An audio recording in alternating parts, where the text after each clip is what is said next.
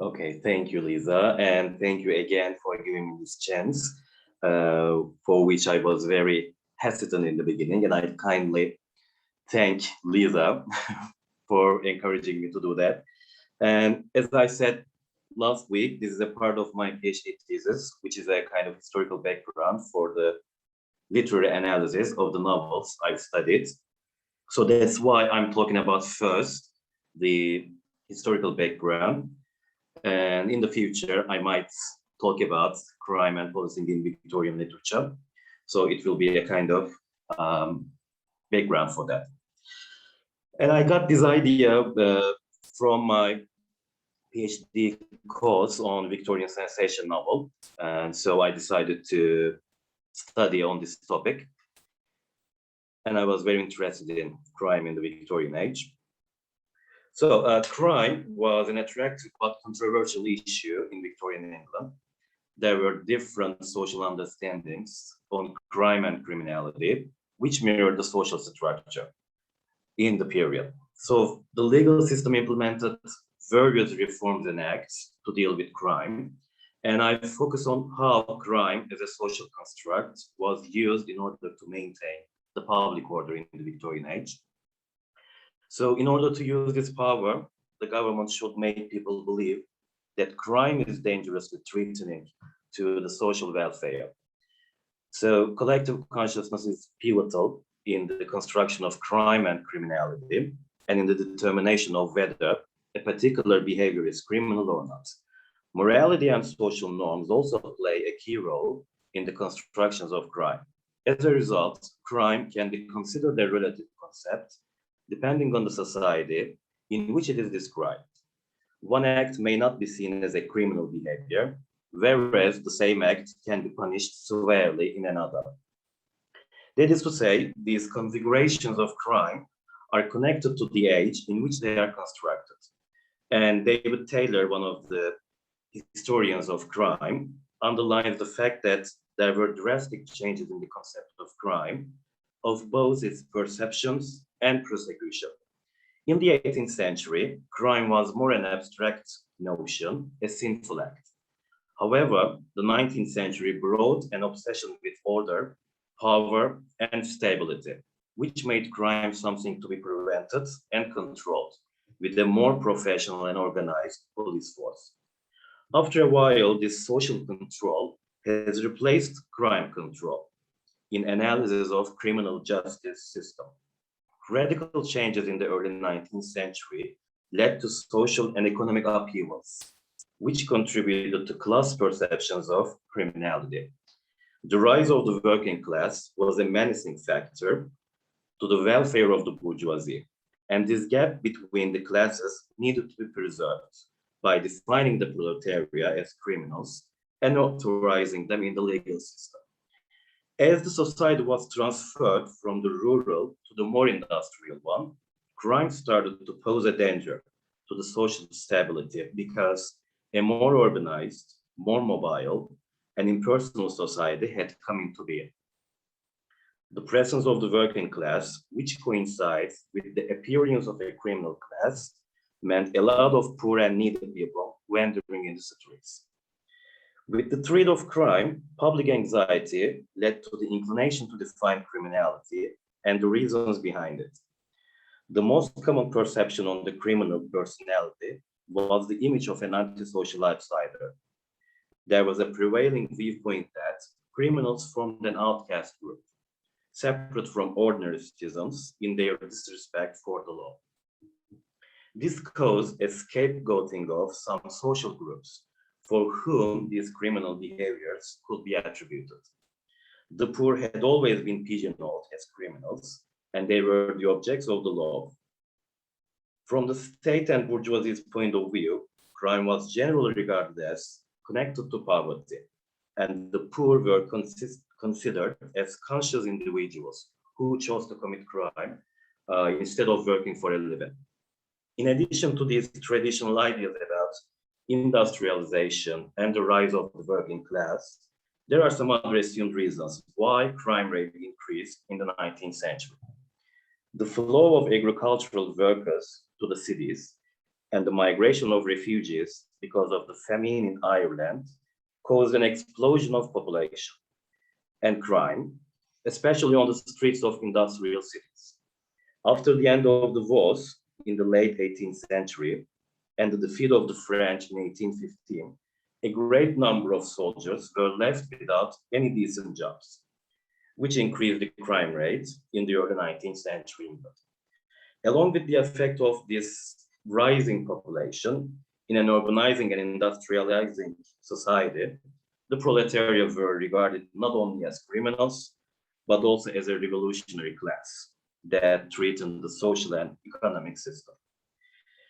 In spite of the general belief on the poor's inclination to crime, Clive Emsley, another historian of crime, states that many experts denied the relationship between lack of money, poverty, and crime. So he adds, the main causes of crime were given as moral weakness, luxury, idleness, corrupting literature, parental neglect, and lack of education. Any one or any permutation of these were discussed and debated at length, and given different emphasis depending upon the prejudices and aspirations of the individuals concerned, and also upon the changing economic and social climate within which they were being presented. It can be observed that poverty isn't the only reason for perpetrating crime. Royal Commission on Constabulary Force in 1839 reported that poverty had been wrongly thought to be the chief reason of the increase in crime rate. It was also social and moral poverty, not individual poverty, that led people to commit crimes. Thus, criminal behavior in the Victorian age cannot be restricted only to the working class. And some figures from the upper classes were also engaged in criminal activities as well. On that account, criminality might be also related to leading a luxurious lifestyle, being idle, and having an immoral character. At the same time, those researching criminality didn't focus on the big thefts, such as the ones in big companies or businesses, but they mostly concentrated on petty crimes, which were prominent in the construction of a criminal class. As a result, exposed criminals were generally from the working class. So traditional Victorian morality couldn't accept the fact that respectable citizens might commit crimes too. So regarding this social control, the relation between political power and implementation of laws is notable because Victorian bourgeoisie and aristocracy were extremely effective in the construction of laws and some criminal acts. And as David Taylor states, the law was also used to protect elite interests, and the making of laws and prosecution process were highly related to upper class aristocrats. Undoubtedly, the powerful classes used their financial and social authority. The crimes which disturbed elite interests caused impressive displays of legal force. The procedures of legal system drag poor, petty offenders through the courts, but they allow large-scale corporate offenses to go unprosecuted. That is to say, the legal system was firmly lenient in pursuing the offenses of its paymasters in the upper class. And ethnicity played an important role in the definition of criminality as well. And again, David Taylor emphasizes that the gypsy as a thief or abductor, or the Jew as fence were well-established stereotypes. And also some criminal cases in which foreigners took part helped this ideological stance define criminality. From a gender perspective, crime was generally associated with male behavior, despite the presence of many female criminals. The fact that a woman committed a crime was more shocking and immoral than a male criminal because of the status of women, such as the Victorian stereotype as the angel in the house. It was much more shameful for a woman to behave indecently, as it would shatter the family and the social order. A criminal mother was worse than a criminal father because she would bring a new corrupt generation. And the weakness of women underpinned another popular explanation of female criminality, that of the young woman seduced and exploited by the men. Women were still not thought to be capable enough to commit a crime by themselves, but they were seen only as accomplices to male criminals. Female criminals were commonly thought to have mental issues, to be prostitutes, or influenced and deceived by male criminals in order to help them commit some crimes. Although crime rate didn't rise as it was presented in official records, it was used as a means of creating fear and anxiety in society. And VAC Gatrell states how public fears were formed on the basis of criminals, and says that crime was becoming a vehicle for articulating mounting anxieties about issues which really had nothing to do with crime at all: social change and the stability of social hierarchy. We know that what was increasing in the first half of the 19th century was not crime, but the prosecution rates, a very different matter. The fact that criminal cases were not properly recorded in the previous periods makes it difficult to use statistics, comparing with the ones in the 19th century. Referring to criminal records before 1805, there isn't much evidence remained from 18th century petty sessions, and the surviving records indicate that few sentences were registered and filed. In contrast to the absence of archival works and proper policing in the 18th century, criminal and court records were taken more professionally, relatively, in the Victorian period. The developed police system and changes in the legal system obviously presented an increase in the recorded crime rate. There were also some difficulties in the analysis of statistics in the 19th century. Most crimes, especially violent ones, were committed interpersonally or domestically. So people knew each other, and some of these crimes were not reported. And newspapers and some broadsides were also influential on the quick spread of criminal cases due to efficient and far-reaching press. Increasing literacy helped the news to be read and learned by a great number of people, including the working class. In addition to the increasing literacy rate, the fact that newspapers were sensational pieces, both stylistically and content-wise. So this caused them to be sold a lot. Criminal cases were reported in newspapers with drawings of murder scenes and executions, and public records as first-hand accounts. Tabloid newspapers or broadsides were very popular, and people consumed those papers to satisfy their hunger for sensational events. Moreover, most newspapers illustrated also crime scenes and caricatured police forces. Apart from presenting several criminal stories, newspapers were also contributing to social anxieties about the rising crime rate. While they were trying to sell more due to the society's desire for violent crime stories, they were at the same time creating fears about it, which led to more arrests by the police and more prosecutions. This obviously served for the authority of the police and the government to control the working class more effectively. So to illustrate some of these discussions about crime, I'll talk about some criminal cases in the Victorian age. And in the scope of juvenile offenses, from the passing of Juvenile Offenders Act in 1847, children under the age of 14 could be tried and sentenced for certain periods for larceny or petty crimes. So as it's seen in this picture, a child could be sentenced to 7 days imprisonment and hard labor, in addition to being whipped, just for stealing 2 loaves of bread. And I took this picture myself, actually, in London for about 4 years ago, where I was doing my research for my PhD thesis. And so in contrast to these cases, Frauds and embezzlements in big companies could be ignored and concealed due to the laxity of the law for them, because many of financial crimes were not prosecuted due to the absence of proof. And I'll go on talking about some other sensational crimes in the Victorian age. So one of the earliest sensational cases was Radcliffe Highway murders, which created a big panic in 1811. On the night of December the 7th, the Moss and their 14-year-old apprentice were found dead in their shop on the Radcliffe Highway in the East End of London.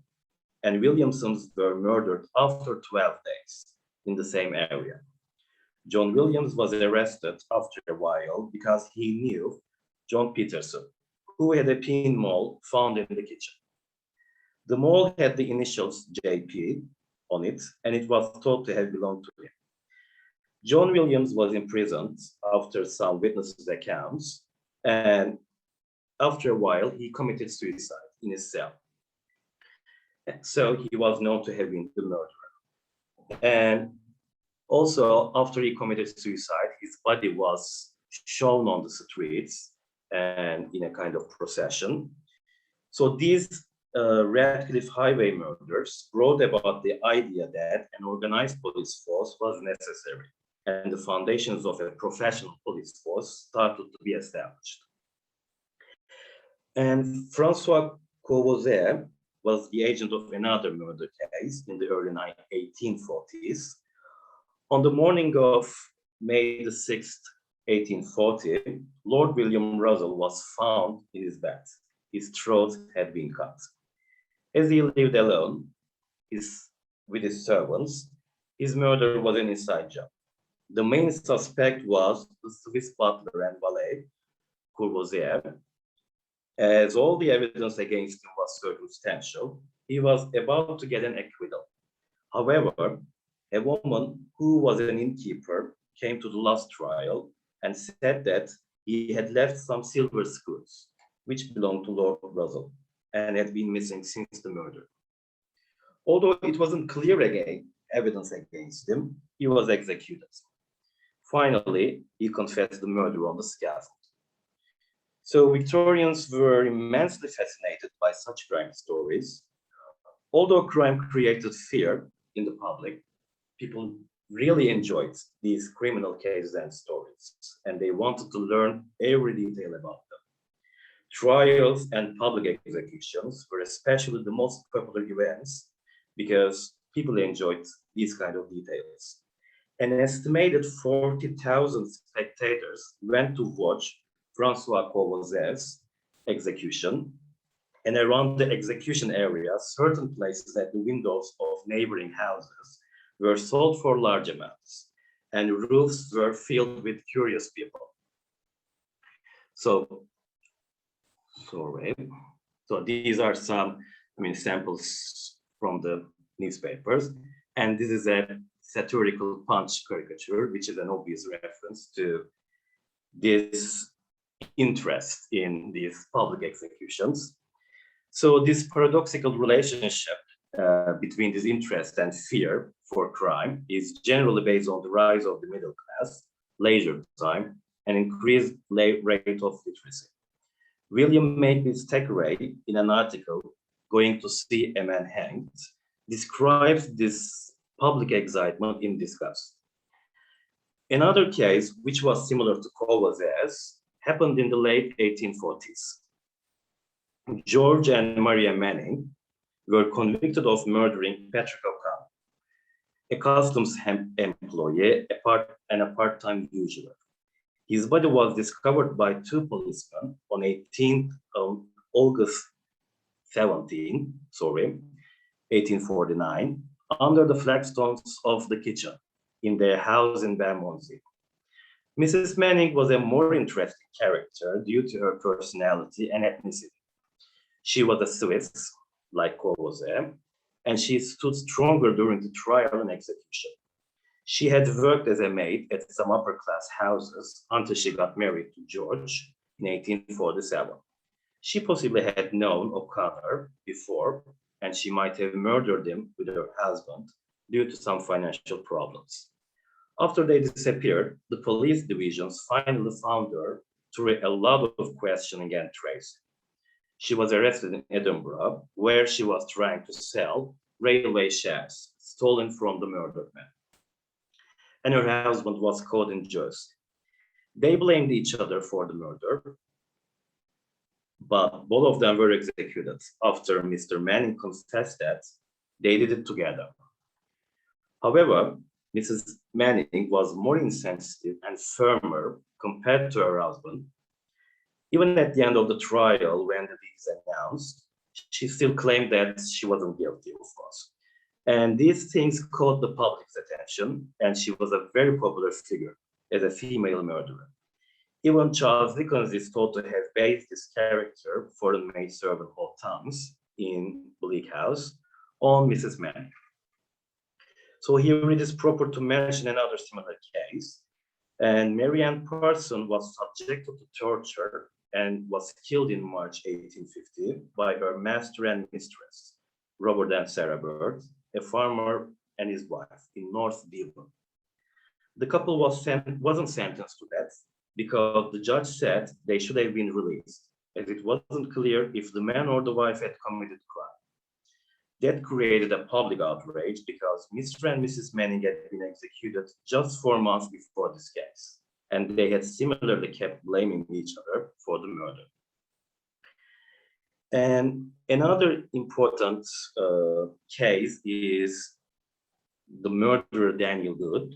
So his case is believed to contribute to the establishment of the detective department in 1840s. So Daniel Good worked as a coachman in Putney Park, and he was the suspect of a thief. In April 1842, a constable, William Gardner, went to his house, interviewed him, and started a thorough search of the stables where he worked. In the last stable, Gardner found a headless female human torso. It belonged to Jane Jones, whom Daniel Good was living with. Good took his chance to flee from the stable and even worse, locked the police officer and 2 shops in the stable. Over the next few days, 9 divisions of the Metropolitan Police became involved in the chase for him. He always seemed to be a day or so ahead of the pursuing police, and this was reported in great detail by a critical press.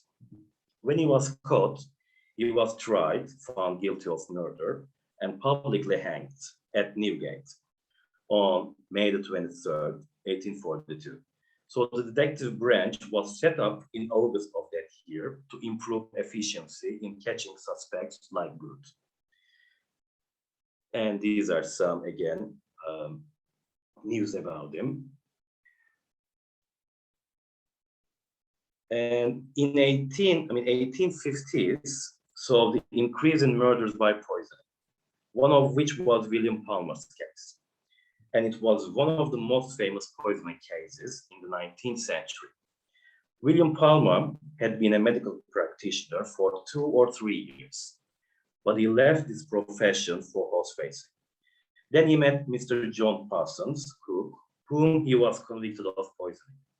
Eventually, he had a lot of debt during this time, and he had even forged his mother's signature to receive a sum of money once. He is believed to have poisoned Cook to get his money, and he possibly prevented many things to conceal the poisoning case. First, he didn't want a postmortem and wanted to bury Cook without informing his family. However, when Cook's father wanted a postmortem, Palmer deliberately smashed the jar in which the contents of the stomach were put after postmortem. He was convicted of murdering his wife and brother too. He was apparently a serial killer who murdered about 16 people and committed forgery in order to get rid of his debts. Finally, he was hanged publicly. Madeline Smith was the agent of another sensational murder case in the late 1850s. In 1857, she was charged with murder by poisoning Madeline Nojin, who was her ex-lover. She was from a wealthy middle-class family in Glasgow. However, she had a relationship with Emil, who was a warehouse clerk. When her family didn't approve that relationship and another suitable husband appeared, she agreed to marry him. Eventually, Emil threatened Madeline to send their love letters to her father. These showed that she lost her virginity to him, which required a legal marriage in Scottish laws. She was seen buying arsenic, which was found in Emil's body after he died, but she said she had used it for cosmetics. Finally, she had an acquittal because it wasn't proven. Michael Diamond emphasizes the class issue in this case, and he explains as such. It was a help to Madeline that the man in an illicit relationship was assumed to have been the seducer, and that Emil, who was poorer than her, was seen as a fortune hunter. Although Madeline wasn't sentenced to death and released due to not enough proof, Eliza Fanning had been executed for a similar crime in 1815. She was a maid, and her case was alike to Madeline's in terms of poisoning and the proofs. She was accused of poisoning the owners of the house in which she was working. The surprising fact is that no one had even died in Eliza's case, unlike in Madeline's. Thus, this shows again this class bias in the Victorian society that had even for the criminal cases. Madeline has managed to escape the gallows, possibly due to her social class status. However, Eliza had been hanged after a short period of trial. And of course, the most sensational murder case of the Victorian period came towards the end of the century. And this was Jack the Ripper, or Whitechapel murders. It also redefined the configurations of criminal identity and efficacy of policing. 5 women who were prostitutes were mutilated between 1888 and 1889. The murderer was never caught, and he was a particularly impressive figure regarding the number of related crimes and the inability of the police to solve them. There was a lot of speculation on the identity of the murderer, the most common of which was that he might have been the member of the House of Lords or a man of noble birth. Michael Diamond relates the police's unwillingness to offer a reward to the possibility that they knew the murderer but didn't want to arrest him. This increases the thesis that the police deliberately stopped investigation because of the identity of the criminal. Another possibility could be that the victims were mistresses or acquaintances of mistresses of somebody from royalty or aristocracy. Although murder cases were not as frequent as other types of crimes like theft, these senseless murders have always attracted the attention of people because they couldn't make sense of sudden deaths or murders. So with the influence of such criminal cases and increasing crime rate, the foundations of the modern police force were established around the late 1820s. In the 18th century, there were part-time constables and watchmen who performed particular policing activities. Henry Fielding and his brother John Fielding had felt the necessity of some professional forces to catch criminals, and they had formed Bow Street Runners in 1749. They were actually called thief takers, but working as mobile police force attached to Bow Street, caught in central London. In other words, they weren't as effective and professional as Fielding brothers had expected. They weren't preventive in the control of crime, and they had a variety of tasks such as collecting counterweights or pursuing any wrongdoings reported to them. Bow Street Runners were believed to be engaged in corruption, befriending criminals, and sharing rewards with them because they were in effect private detectives, operating partly for private reward, and widely thought to be susceptible to bribery. Bow Street runners functioned until 1839, after the establishment of Metropolitan Police Force in 1829. This inefficiency and the need to control the public brought about serious discussions on the foundation of new police forces. Robert Peel, the architect of the Metropolitan Police Force, made a speech on the increasing crime statistics for many areas of London and insufficient law enforcement agencies for this rise. David Taylor proposed some problems with these arguments on the increasing crime rate.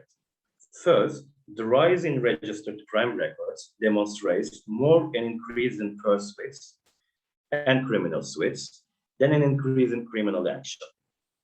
That is to say, there wasn't a real increase in the crime rate, but in records and prosecutions, with the coming of more controlling forces.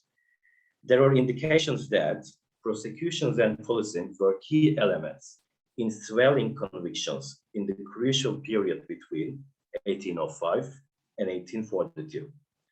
Accordingly, the increasing number of policemen caused more arrests and trials, which was believed to be an increase in the crime rate. Secondly, Peel exploited the public concerns about the rising crime rate as a threat to social welfare. In addition, he is thought to have shown the increased crime rate in an exaggerated way in order to convince the committee for the establishment of a new and ordered police force. He showed a rise in population of 19% in London and Middlesex, but an increase in crime of 55%. This possibly created a public anxiety about this frightening increase in criminal activities.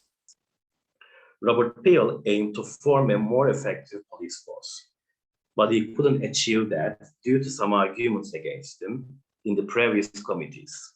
However, in 1829, he formed another committee which was on the same side with him and enabled to establish the police force that he desired. Finally, Robert Peel's Metropolitan Police Force was established in 1829. Besides the presence of inadequate and corrupt constables and watchmen in the 18th century, the new police initially seemed to have brought a distinctive force in the early 19th century.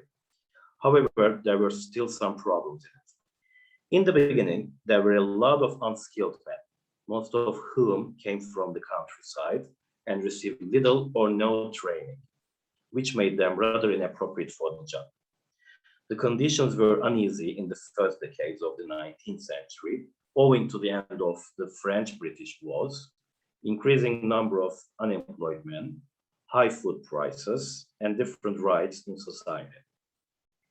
In addition, David Taylor emphasizes that the police were still under bureaucratic control because they were effectively agents of the ruling elite, acting on their behalf, enforcing their codes of behavior and responsible to them. So these forces had been protecting the rise of the upper class from the very beginning. With the emphasis of Peel and his supporters, the police were initially seen as the protectors of the weak and the oppressed, instead of a tool of the powerful. However, soon it became just the opposite, with the force's inclination to treat the members of social classes differently. The new police were introduced as a civil force, not an army, and their duties were more preventive than tracing the criminals. However, these duties turned out to be more varied, caring jobs, such as looking after children and insane people, taking care of the streets, and preserving public order.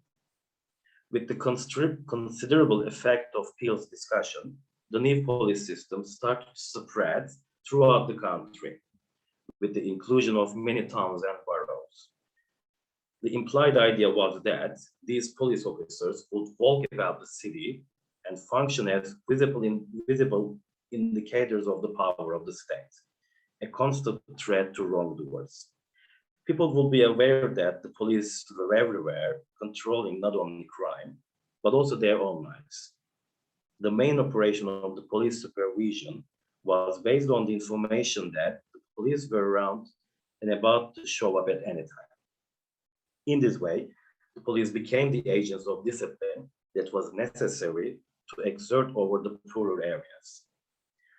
Through the effect of this discipline in society, the police started to gain more and more power.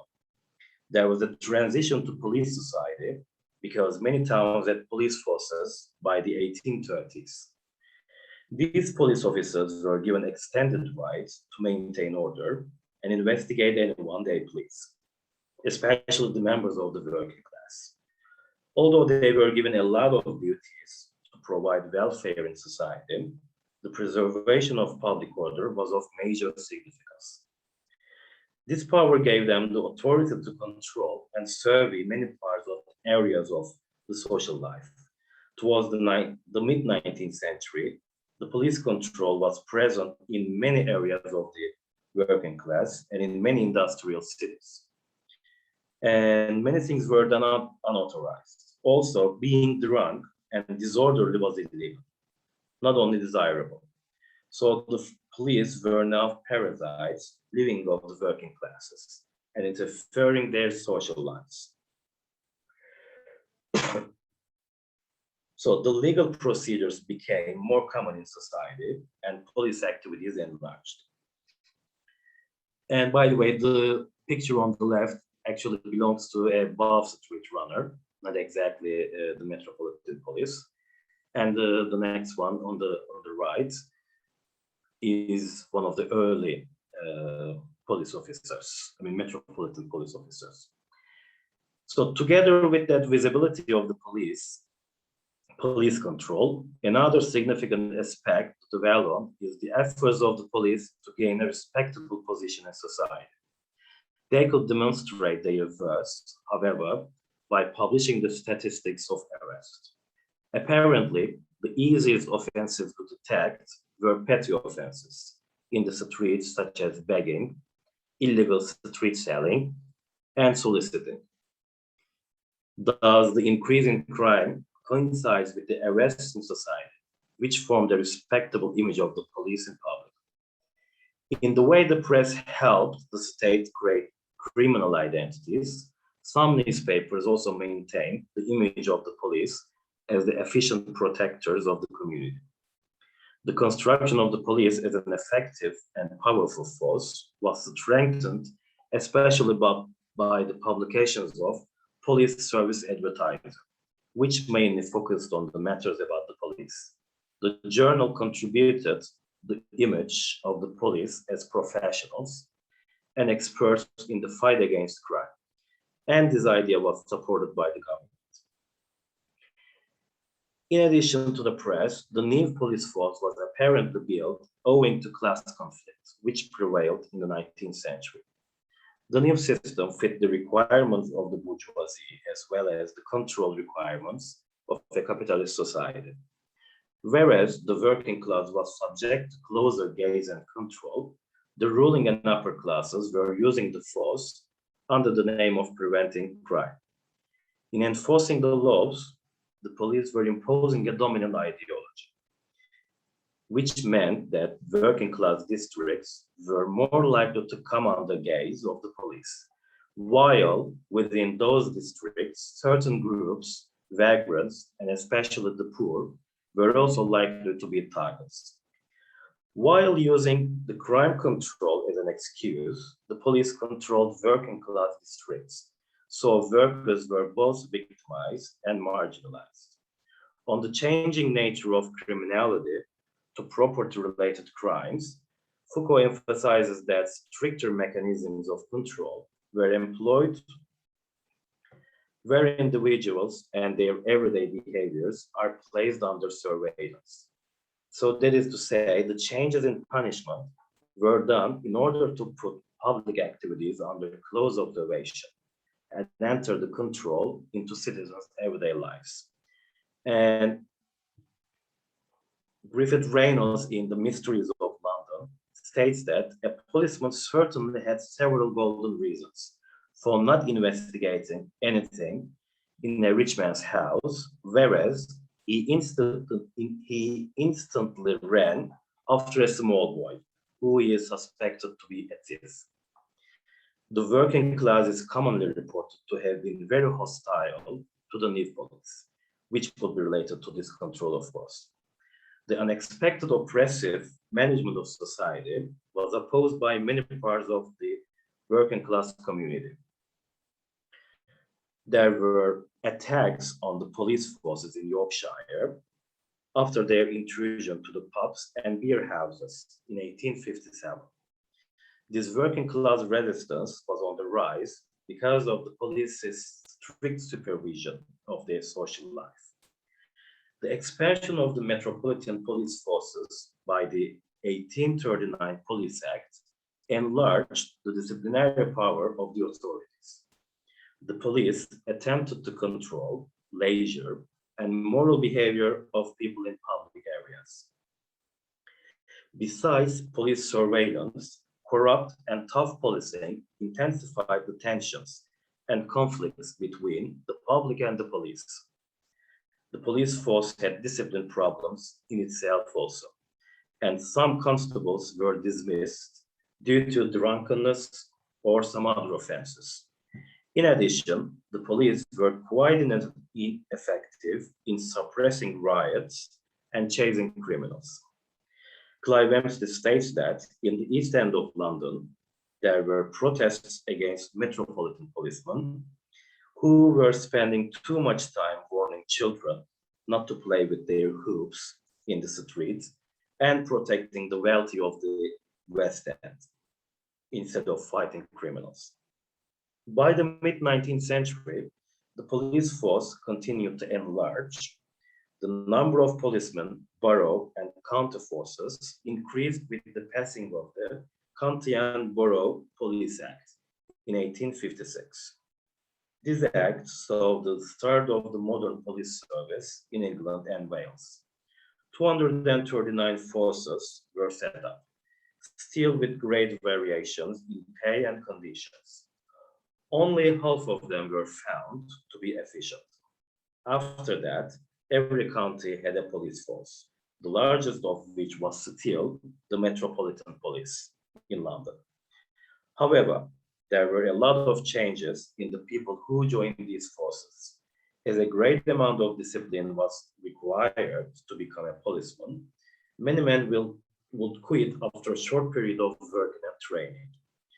Another problem in the system was unskilled workers and agricultural laborers employed in police forces. Although it wasn't a well-paid occupation, it offered good wages for them. With the growth of the police force, the 1869 Habitual Criminal Act made it possible for people to be arrested just because of their suspicious acts and provided imprisonment for certain periods. Another similar act was the 1871 Prevention of Crimes Act, which contributed to the empowerment of the police force on the public because this regulation authorized the police with considerable controlling power over those who had been found guilty of more than one crime and could therefore be regarded as habitual criminals. The detective department was established in the 1840s due to the necessity of tracing criminals through more professional forces. The police force wasn't eligible for detection, and more men were needed for this job. After some ineffective duties of finding criminals and the negative reports in some newspapers on the failure of the police to get the wanted men, Richard Mayne started to form a proto-detective department. Firstly, he recruited a few men for this job and formed a team for detection. He signed an order in 1840 allowing some active and intelligent men to trace criminals and stolen goods. He had already had 2 men under his supervision, so these men were apparently detectives.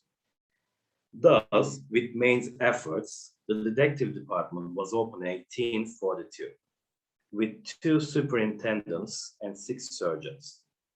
Scotland Yard was the address of the headquarters of the Metropolitan Police, So it became another name for a special detective department after 1842.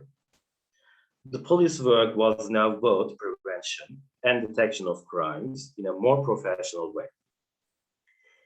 In 1869, the National Criminal Record was set up, which made use of the new rapid telegraph communications between forces, and in 1877, Criminal Investigation Department was formed with 200 detectives. 600 more were added in 1883. When some divisions of the police started to function as effective detective forces, some perceptions began to change slightly positively after the mid-19th century. So as observed, the concepts of crime and punishment have always attracted public attention, so which mirrored significant features of the Victorian age and social structure. So this interest in crime was also reflected in Victorian crime fiction, including Newgate novels and sensation fiction.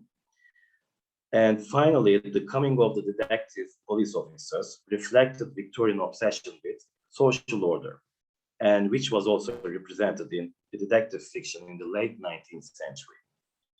Thank you.